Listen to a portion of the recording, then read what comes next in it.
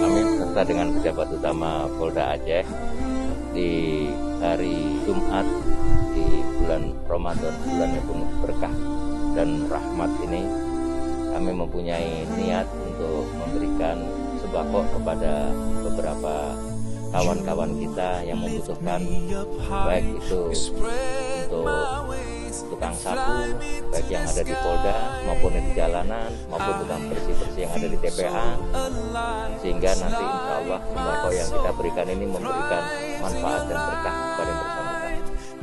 Saya juga mengharapkan ini sudah di bulan Ramadan, selamat menunaikan ibadah puasa, mudah-mudahan doa kita dijabah oleh Allah Subhanahu Wa Taala. Terima kasih. Assalamualaikum warahmatullahi wabarakatuh. Alhamdulillah sekali kegiatan Jumat Berkah yang dilaksanakan oleh Pak Kapolda Aceh, teman-teman Polda Aceh. Ini merupakan bentuk perhatian Pak Kapolda dan teman-teman kepada kita tentang pemeriksaan organ, dan harapannya kegiatan seperti ini bisa ada di tiap tahunnya Pak. Jadi kita diperhatikan Pak. Iya. Ya. Ini salah satu perhatian luar biasa sekali dari jajaran Polri pada abang-abang beca ini. Ya, sekali lagi saya mengucapkan ribuan terima kasihnya kepada Bapak Kapolda Aceh dan teman-teman dari Polda Aceh. Ramadan,